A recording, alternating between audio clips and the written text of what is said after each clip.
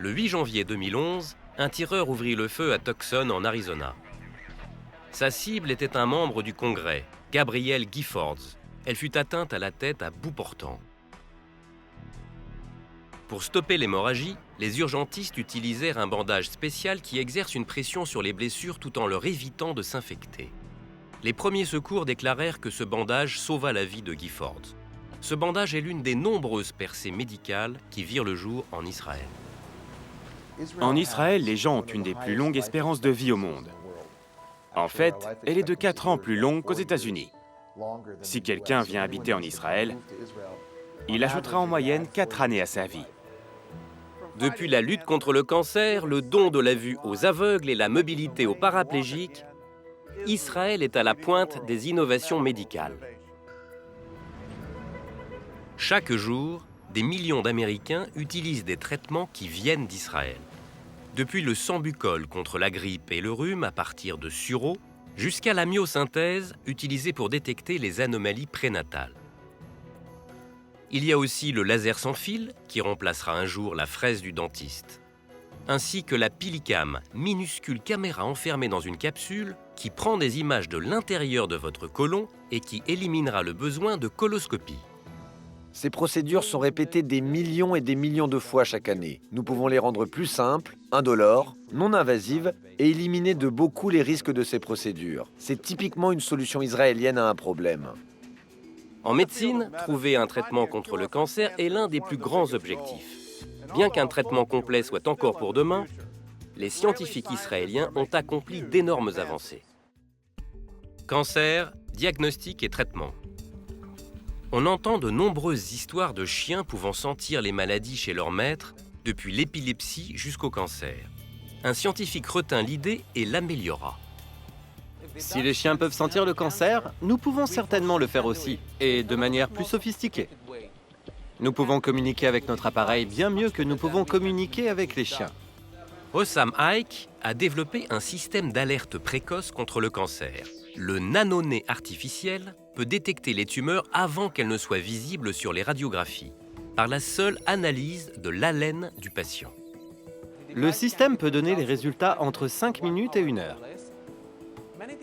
Beaucoup d'outils diagnostiques requièrent d'avaler des substances radioactives ou actives afin de rendre un diagnostic possible. Nous n'exposons le patient à aucun rayon X ou autre, qui pourrait en soi provoquer des cancers. Le nez artificiel est toujours en période d'essai clinique. Son taux de précision varie entre 86 et 97 %. Il peut également être réglé pour sentir d'autres maladies. Alzheimer, Parkinson et la sclérose en plaques. Notre but ultime est de rendre cet appareil bon marché et ultra portable pour l'utilisation de tous, que ce soit dans les pays occidentaux ou ceux du tiers-monde. Parce que nous croyons que nous devons le démocratiser. D'autres scientifiques israéliens se concentrent sur le traitement du cancer. Et tout est possible, depuis l'ablation des tumeurs par la chaleur jusqu'à leur congélation par nitrogène liquide. Un médecin est même en train de développer un vaccin contre le cancer. Le vaccin Immucine forme les cellules immunitaires du corps à attaquer une molécule spécifique se trouvant uniquement dans les cellules cancéreuses. Et puisque seules les cellules cancéreuses sont visées, le vaccin n'a aucun effet secondaire comme pour la chimiothérapie ou les radiations. Une injection tous les quelques mois permet au système immunitaire du patient de les garder sous contrôle. Nous ne faisons qu'enseigner au système immunitaire ce qu'il essaie de faire par lui-même, de toute manière. Nous n'avons rien inventé. Lors du premier essai clinique, le vaccin a éveillé le système immunitaire des 15 patients. Vous le verrez dans le futur. Nous ne sommes qu'au seuil de ce domaine très attractif. Nous en avons juste gratté la surface en ce moment. Je pense que nous découvrirons encore beaucoup d'autres choses. Je suis très encouragé par ce que j'ai vu. Alors s'ouvriront les yeux des aveugles. Ésaïe 35:3. En 1829, la découverte du braille révolutionna le monde des non-voyants en leur permettant de lire et d'écrire. Aujourd'hui, des inventeurs israéliens vont encore plus loin dans cette révolution. Pour les gens ayant une vision limitée, il existe un nouveau dispositif, l'Orcam. Il s'agit d'un ordinateur de poche relié à une petite caméra qui s'attache à vos lunettes. La caméra voit ce que vous voyez et lorsque vous montrez quelque chose du doigt, l'Orcam le lit pour vous, depuis les menus des restaurants jusqu'aux panneaux indicateurs. Pour ceux qui souffrent d'une perte totale de la vision, il y a le projet Ray, le tout premier smartphone pour non-voyants. Du bout du doigt, l'utilisateur peut passer un coup de fil, envoyer des textos et même surfer sur le web. Si ces inventions donnent aux malvoyants une plus grande indépendance, une autre leur rend littéralement la vue.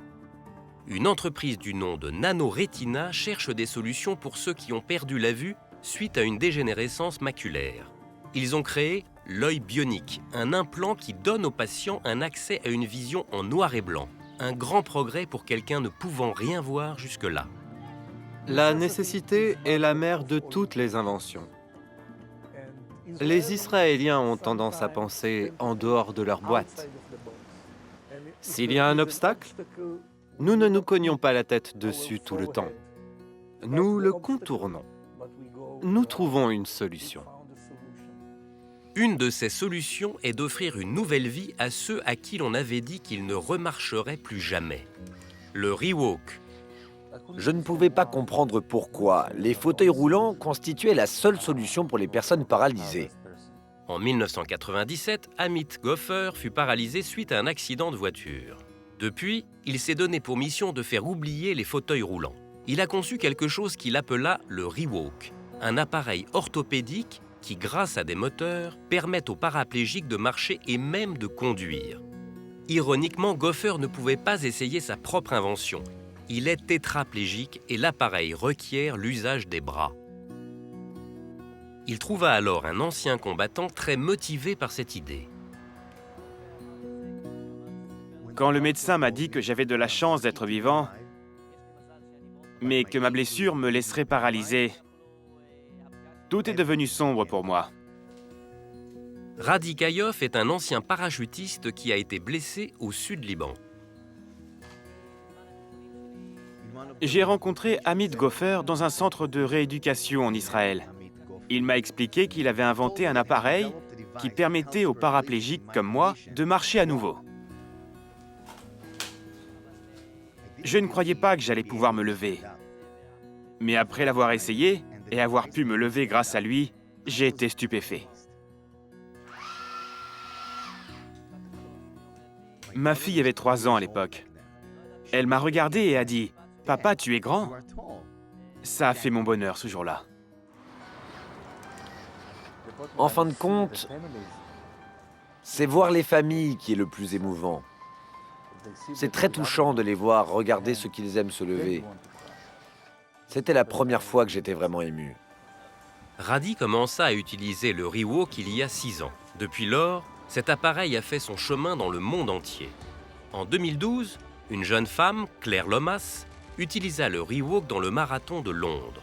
Elle marcha les 42 km en 17 jours, ce qui lui valut le surnom de « femme bionique ». C'est un moment que je vais chérir pour le reste de ma vie. Le pancréas artificiel. Je danse 4 fois par semaine. Et j'aime beaucoup danser. Je savais que je n'allais pas arrêter juste parce que je suis diabétique. Shai Barshira est danseuse, étudiante et diabétique de type 1. Elle est aussi une pionnière. Shai fut l'une des premières à essayer un nouveau dispositif médical, le pancréas artificiel. Toujours au stade expérimental, il est pour le moment constitué d'un portable relié à une série de capteurs qui contrôlent le taux de sucre du patient. À terme, l'ordinateur portable sera remplacé par une puce électronique dans une pompe à insuline. Le docteur Moshe Philippe en est l'un des concepteurs. J'ai souvent promis à mes patients qu'un jour, ils seraient débarrassés de leur diabète. Alors malgré le fait que nous ne savons pas encore le guérir, nous voulons permettre à nos patients de vivre leur vie sans devoir y penser tout le temps.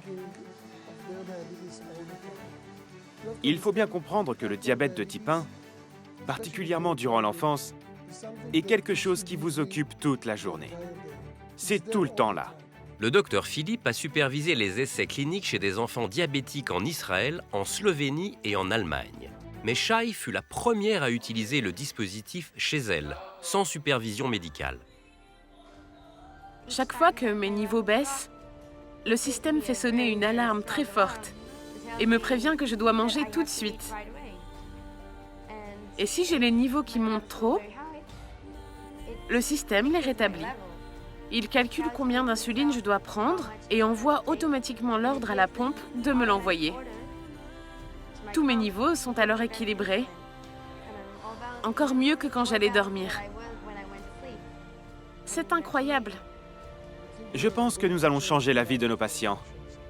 Et c'est là toute l'idée. Redonner la spontanéité de la vie à nos patients. Les libérer de la pensée de devoir contrôler sans cesse leur taux de glucose. Et particulièrement durant la nuit. Je constate que beaucoup d'efforts sont investis pour aider les diabétiques. Je me dis que oui, la maladie est là, mais ne vous inquiétez pas, nous tentons de la guérir. Nous tentons d'améliorer son traitement, de le rendre plus confortable, et nous y arriverons bientôt. Le sentiment que j'aide aussi d'autres personnes me donne la force de continuer. Si je peux faire partie de quelque chose de grand, je ne me sens plus seule dans cette situation. Et cela me donne beaucoup d'espoir.